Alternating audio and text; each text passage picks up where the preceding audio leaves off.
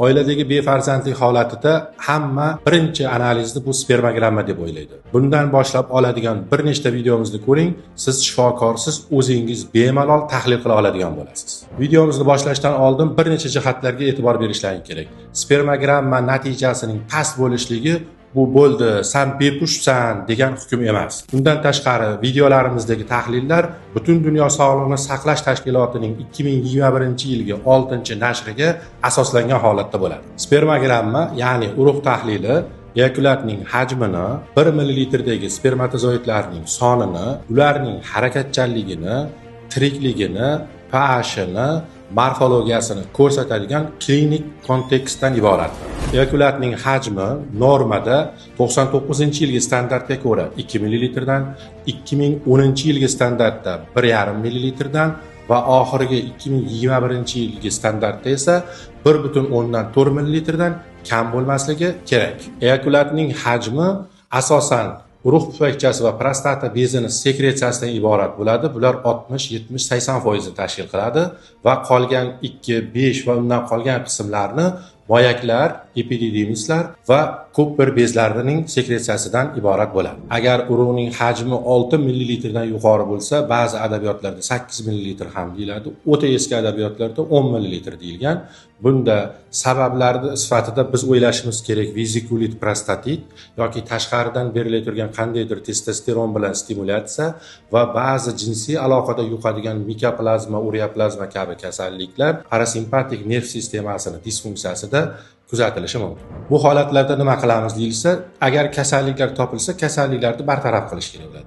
Lekin urug'ni topshiray turgan paytdagi xatolarni ham unutmasligimiz kerak. Bunda uzoq muddat jinsiy aloqa qilmagan holatda topshirilsa yoki urug'ni topshiray turgan paytida siydik aralash topshirib qo'yilsa, urug'ning hajmi ko'p bo'ladi. Shuning uchun shifokorlar odatda 2 marta urug' analizi topshirtirishimiz kerak. Eyakulyatning hajmini ko'pligi tibbiyotda giperspermiya deyiladi. Bu kam uchraydi, lekin uchrasa ham bemorning o'sha befarzandlik nuqtai nazaridan jiddiy muammolarga sabab bo'lmaydi. Asl muammo eyakulyatning hajmini kamligi, ya'ni gipospermiya holatida. Ya'ni 1,4 millilitrdan kam bo'lishligi o'ta jiddiy kasalliklarning xabarchisi bo'lib hisoblanadi. Gipospermiyani bir nechta sabablari bor. Agar qo'limizga spermogrammani olsak, unda eyakulyatning hajmi 1,4 millilitrdan kam holatda ko'rinadigan bo'lsa, har bir shifokorning aqliga birinchi bo'lib urug' olib chiquvchi kanallardagi obstruksiyalar, bloklar, kistalar, o'smalar kelishi kerak bo'ladi. Buni aniqlashning eng oltin standarti qisqachasiga TRUS deyiladi, ya'ni transrektal ultratovush tekshiruvi hisoblanadi. Keyingi yana bitta sababi bu retrograd eyakulyatsiya deymiz. Ya'ni urug' tashqariga chiqayotganda nerv tizimini disfunksiyasini hisobiga, travmani hisobiga, diabetik neyropatiya va hokazolarning hisobiga chiqayotgan urug' orqaga siydik pufayga o'tib ketadi va urug'dan keyingi CDda tahlilida bu holat aniqlanadi. Eyakulyatning hajmini kamligiga sabablarning uchinchisida esa urug' pufakchasi yoki urug' kanalchasi olib chiqadigan kanalchani aplaziyasi hisoblanadi. Buni shifokor ko'rik paytida qo'li bilan aniqlaydi va genetik tekshiruvlarda KFTR geni musbat chiqadi. 4-sabab esa juda ham kam uchraydi. Bu asosan testosteron yetishmovchiligi bo'ladi.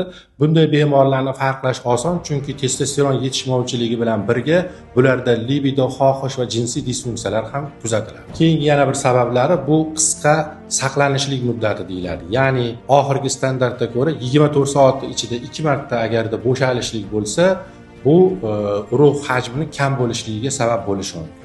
Bundan keyingi sabab esa yuqorida aytib o'tganimni sal teskarisi, ya'ni topshirish xatosi. Bunda eyakulyatning birinchi porsiyasini tashqariga tushirib qo'yganlik holati bo'lishi mumkin. Buni shifokorga aytib, bu urug' analizini atkas ignor qilish kerak bo'ladi. Yana sabablardan bittasi bu tarqoq skleroz va orqa miyani jarohatlari hisoblanadi. Oxirgi sabablardan biri esa bu dorilar sababli hajmda kamayishi bo'lishi mumkin. Bu o'zimizning praktikada ham alfa blokatorlarda ishlatishimiz natijasida ba'zan quruq bo'shanishlik holatlari ham kuzatiladi, lekin bu juda ham jiddiy narsa emas. Dorini to'xtatgandan keyin hajm o'z joyiga keladi. Hozir men sizlarga o'ta ham qisqa algoritmni beraman. Agar hajm 1,4 millilitrdan kam bo'lsa, Birinchi o'rinda abstensiyani saqlanish muddati tekshirilsin. Ikkinchisi takroriy spermogramma qilinsin. Fruktoza testi qilinsin. pH o'lchansin. Post eякulator siydik tahlili qilinsin. Turus o'tkazilsin va gormonal profilda testosteron, FSG, Lg ko'rsatkichlarini o'lchashlaring kerak bo'ladi. Hajm haqidagi ma'lumotlarimiz sizga foydali bo'lgan bo'lsa, kanalimizga obuna bo'lib kuzatishda davom eting. Keyingi videomiz spermatozoidlarning sonini tahlil qilish haqida bo'ladi. Sizlar bilan urolog, androlog Zarif Jonmurodov, Qo'qon shahar.